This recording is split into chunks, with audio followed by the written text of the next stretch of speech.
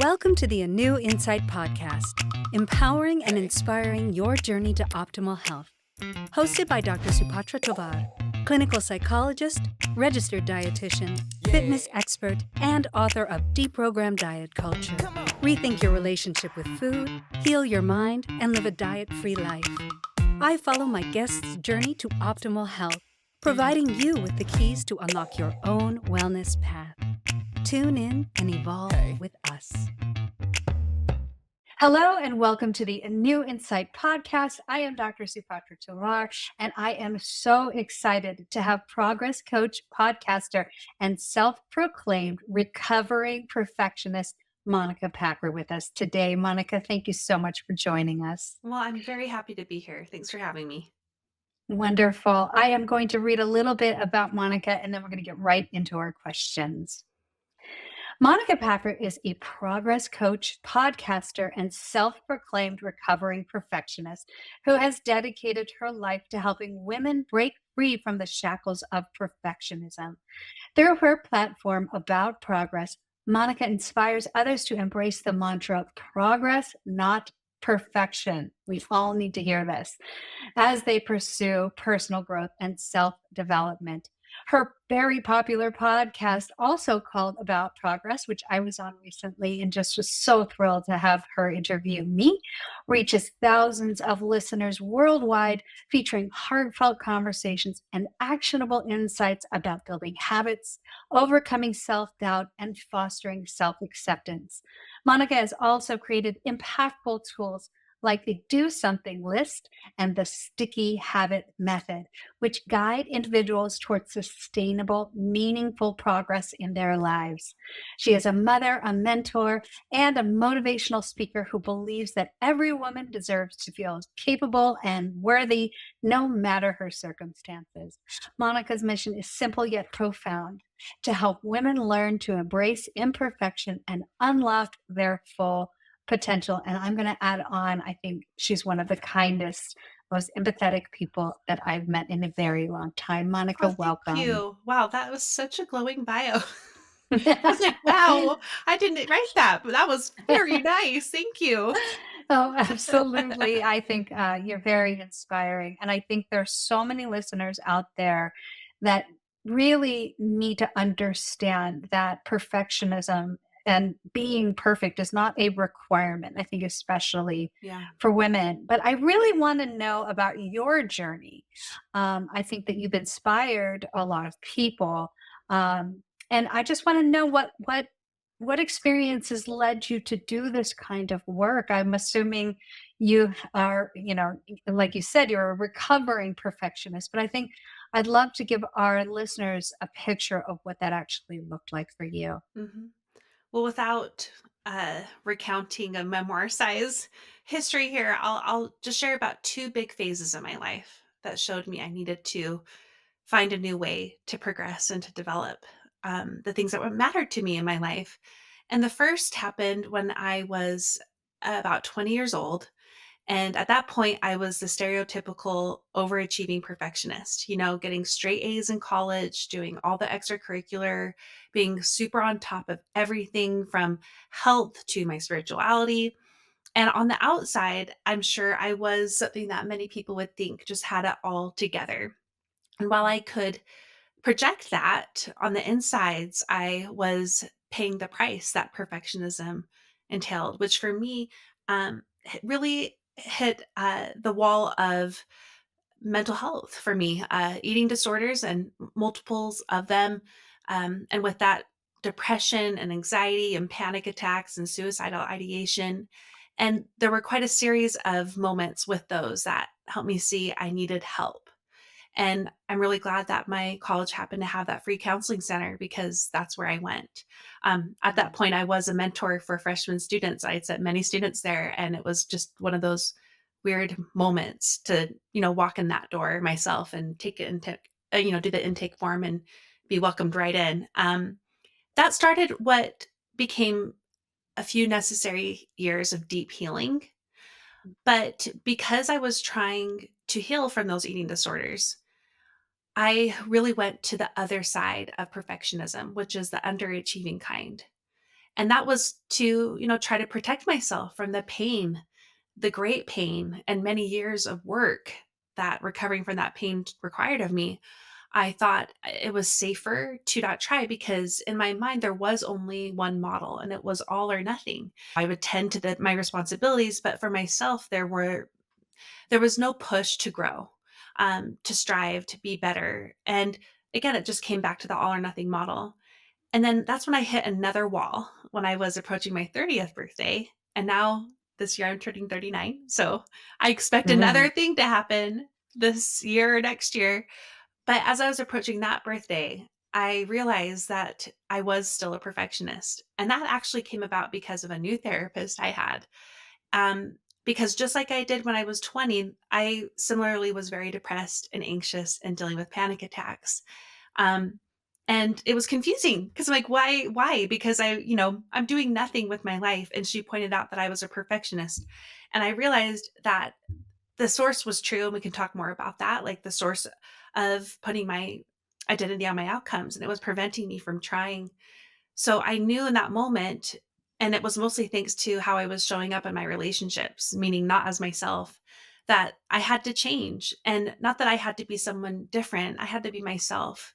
And the way back to myself entailed a lot of discovery and a lot of weird things I didn't count on, like habit development and picking up goals again and other areas of my life that I had long put on the back burner, but doing so in a new way, a way that prioritized messy progress over that all or nothing perfectionism. And like I said, it's been now 9 years later, and I have changed dramatically. And I'm myself, really. But that experiment of progress over perfection um, has amounted to exponential growth in ways I didn't Wow. experience before on any part of that spectrum of perfectionism. And that's why I'm here. Wow. That's a long road, and I think a lot of lessons along the way. And, I think of particular interest, not that the entire journey has is not of interest to me. I think that perfectionism really does present itself in the way of eating disorders for so many young women. Yeah.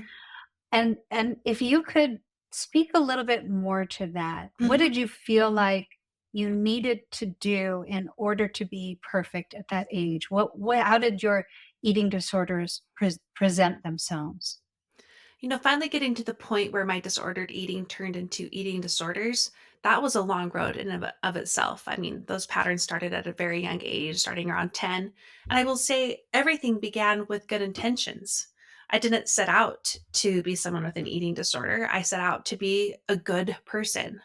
And I was just Mm, trying to follow the rules that were taught, quite directly in health class, like putting down, writing a food diary. I don't think that's necessarily bad advice, but things like that eventually turned into more and more of those strict behaviors. And I was also a dancer.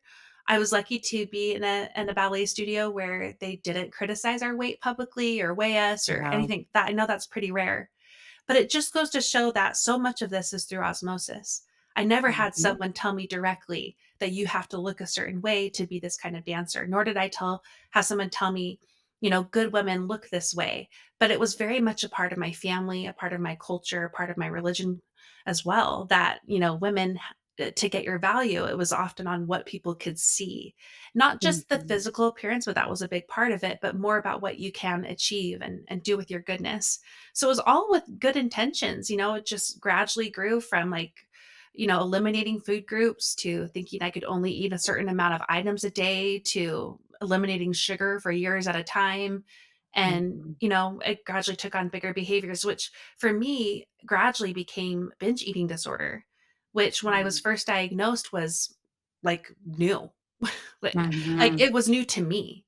And I was Mhm. so blessed, honestly, to have a therapist who validated that I had an eating disorder Yes, because it wasn't due to lack of control. It was a biological response to my years of patterns of starving myself. I basically was a failed anorexic. yes. And because of that, I hid it. And, my roommates didn't know, my best friends didn't know, my family didn't know, my husband didn't know. He didn't even Mm. know until a few years into our marriage what my eating disorder was. He knew I had had one and I was working on it still, but he didn't know what type because it just was so shame driven for me to have that Absolutely. particular one. So, I mean, that's a little bit more the history. And you're clearly a therapist because you're just such a good listener, and I'm sitting here talking, so I apologize if that was the longer than it That's the needed to whole be. point. You're good at what you do. The whole point is for you to be talking. Absolutely. And I think that so many people can relate to this. And that's what I often see in my practice is that binging, it doesn't have like just this unknown cause. It's usually coming from restriction. And I think, it's centered in control at first, and then because the control is so difficult to maintain, then and because there's all or nothing thinking, you go straight to the other side. And so, Yes. shame and guilt are, always accompanying those behaviors. So I would assume, the reason why people didn't know is because most people binge eat in secret. They hide Yeah. it. They, will throw away the wrappers, or they'll go out someplace so that they can eat so that other people don't see them. And it is a very, very difficult disorder to overcome. And so, what do Yes. you think for you was the pathway toward recovery? What helped you the most? Well, I told you I had a therapist validate that it was an eating disorder. That honestly was foundational to my recovery. Um, Mhm. and as part of that validation, he said something weird to me that I think a lot of people would find maybe depressing, but for me, it was not. Um, because I was probably like 3 months into my recovery and things were getting worse, which was Mm. very confusing, especially for someone who had been so type A about like if you want this outcome, you do these things and then when you do them, you get that outcome. And it wasn't the case with my eating disorder. It was only getting worse. And I felt like Mhm. my life was falling apart in ways that were starting to become visible, to others. Mhm. And so I was telling him about how things were going and how distressing it was for me. And he looked at me and he said, Monica, you will likely deal with this the rest of your life. Mhm. And again, that may sound really depressing, but for me, it was like, oh, I don't have to fix this overnight. I can't. Mhm. It's not down Mhm. to just sheer willpower and grit. I can't, push my way through this. It's going to take time. And that's Mhm. really the gift he gave me. He gave me the gift of time. It took a Mhm. long time. It took me many years. In fact, there were years where I was convinced I wasn't getting better. Mhm. And I can see now I can see like that those behaviors were not totally controlling my life, but because like I would still have them, it felt like they were just like, why aren't they gone? But now I can say, I think I'm about 18 years almost into my recovery. I don't Mhm. have those problems anymore. Mhm. And it's so weird because, what helped me is to know I'd probably deal with it the rest of my life, and I don't. It just took a great Yes. deal of time and compassion coupled with persistence to slowly, ever so slowly, make healing happen.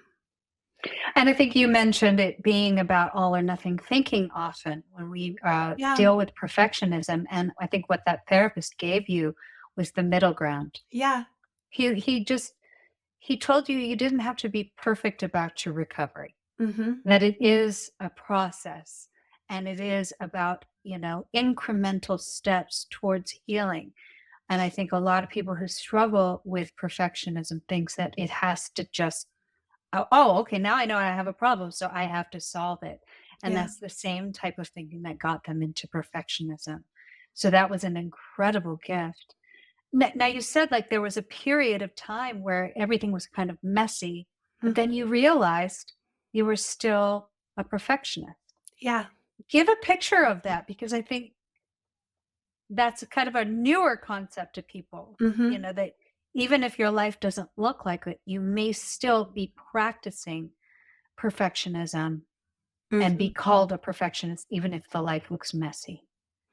So most perfectionists I know are actually the quote unquote underachieving kind. And Mhm. just like, the binge eating disorder for me began initially from a place of control, of hyper control. I find that the underachieving perfectionists also had big periods of going after the all or nothing part of perfectionism, of really being high achieving and hardworking and burning out, of not being able to sustain what they were doing or paying a price they didn't intend to pay. Um, and then falling into that what seems like a safe side of nothing, to just not try anymore, Mhm. to not put in the effort because of fear. Uh, and now it's like the fear is stopping you before you even start. And of course, there's a Mm. spectrum to that. And sometimes people just bounce back and forth, they're somewhere in between, or they get lost in that indecision because they're just fighting those dual sides in themselves because they've been bouncing around so much. It really affects the way you see yourself. So when I realized I was still a perfectionist, again, thanks to that and then another amazing therapist, you guys just all changed the world. Um, I just, like I said, was on the sidelines. I've always been, since I was a little girl, I've always been someone who is more determined and wants to grow. That's just always been a part of me, but ambitious too. And that was a part that was totally gone. There were things I'd Mm. always wanted to try or do, even just as simple as writing a blog, because everybody was writing a blog in those 2010s, period, especially the early 2010s, and just thinking, oh, I can't because nobody will read it, or oh, I won't be very good at it, or considering that I wanted to go into interior design, but I thought, well, that won't be practical, or I won't be able to get clients, things like that. I was just on the sidelines for everything.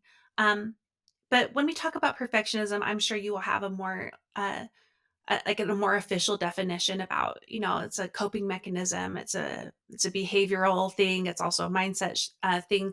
But for me, the root of perfectionism is a misplacement of identity.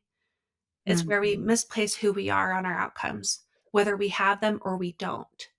So at that Mhm. point when I didn't have them, that was very reflective of my identity, that I was a Mhm. failure, that I couldn't Mhm. try, that it was for other people to do big things, not for me, that wasn't possible Mhm. for me because I didn't fit that mold anymore. I'm Mhm. sure many women can relate to that. I've had women totally break down when they're like, "Wait, I'm not lazy. I'm just a perfectionist." I do think, if we kind of venture into therapy land, that perfectionism is is a form of a trauma response. Yes. Yes. You look at like fight or flight, that's what most people think is their, kind of Mhm. lack of safety response, but there's also freezing, which was this period of time for you. Yeah. And then in terms of perfection, that's really fawning. And we're trying to make our environment safe. Mm, That I think is so important for people to realize that it's not, just societal pressure or just like, what women face. I think so often it's about trying to make sure that our environment is safe enough for us to feel comfortable. And mhm, and that pursuit becomes never ending because there is no such thing as perfect. And so you're always striving and never achieving rather than just being, comfortable and satisfied where you are. I think that that's, at the core of it. So then when your therapist, basically you were like a frozen yeah, perfectionist, mhm. what snapped you out of it?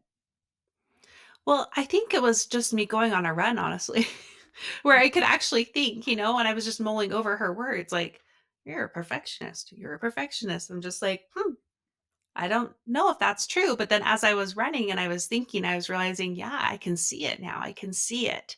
I can see how Mm, my behaviors were really pushed by this response to my life and to what I've been through and how I thought I was supposed to be and the disappointments and the failures along the way. And as I turned the corner to the street to our home, I just had this thought, it just needs to be about progress. Like I just need to mhm. try to do things and be mediocre at them. Like I just should do that.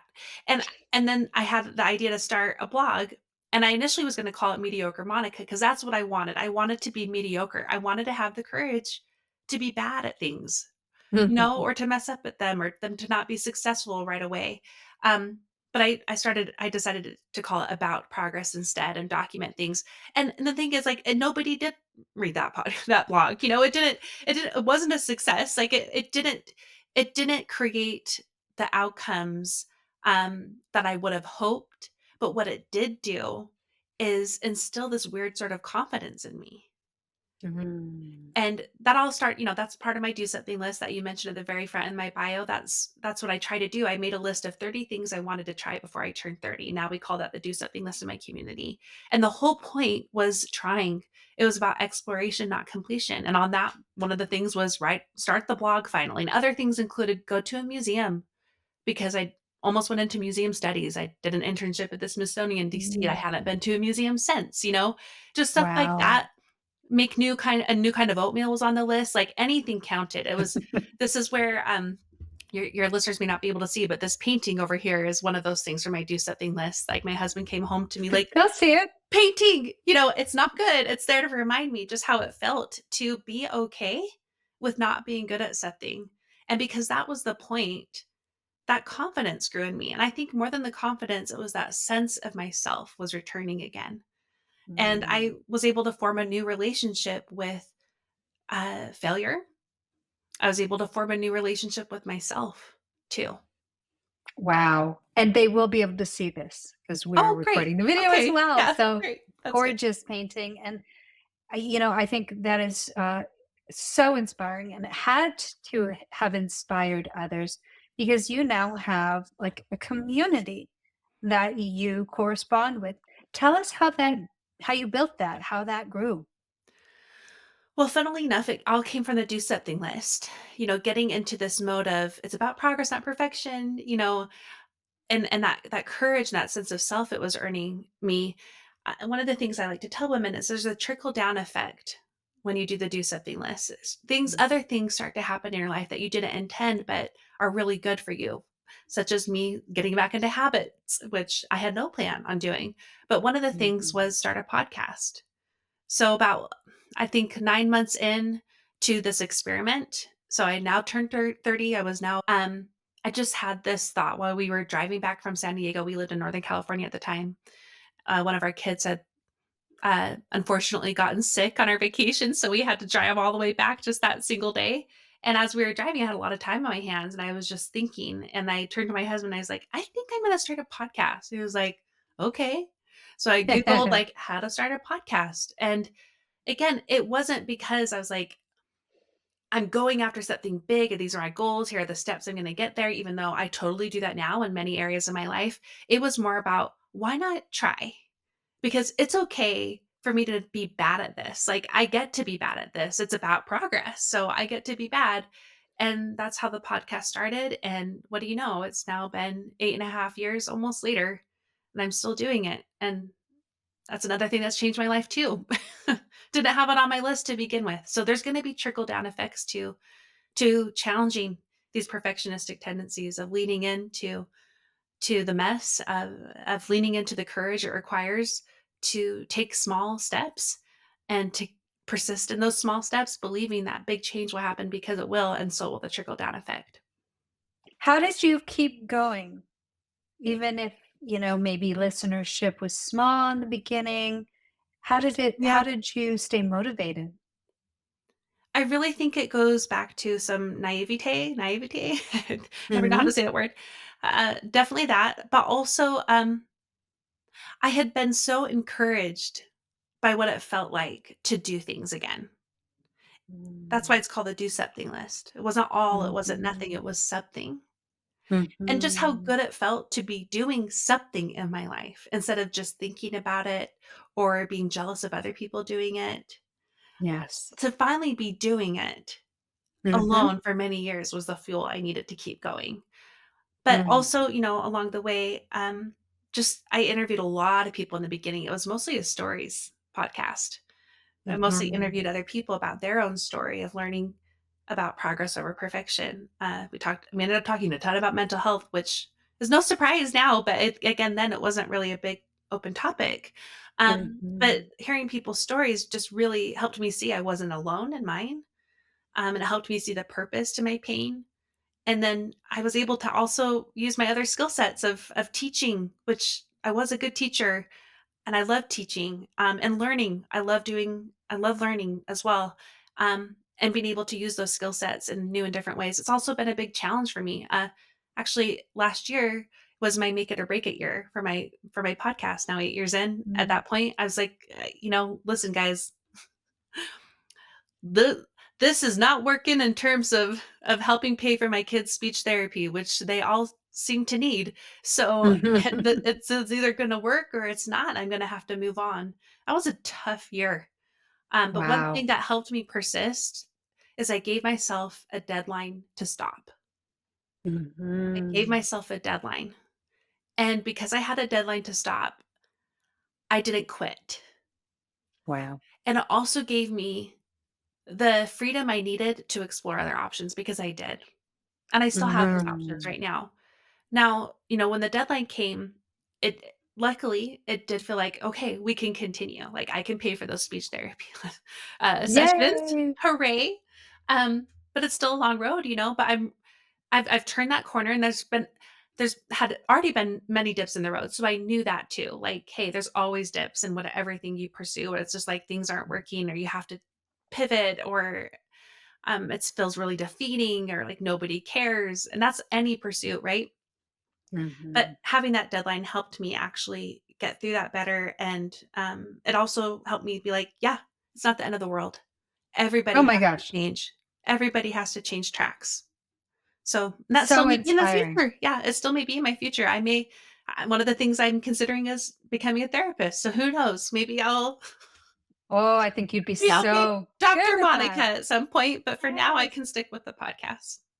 Oh, it's so inspiring. I mean, it's the basic message, and we're out of time for this half of the podcast, but I really want to sum it up is, we are all under these pressures to be Mhm, perfect. mhm. Societal pressures, especially, also internal pressures, familial pressures. But we really need to learn that there is this middle ground. And when we can exist in the middle ground, we actually can give us much more grace, much more space to be able to explore. And that's what you started to do. And I want to come back and talk about this do something list so we can really Okay. map that out for listeners.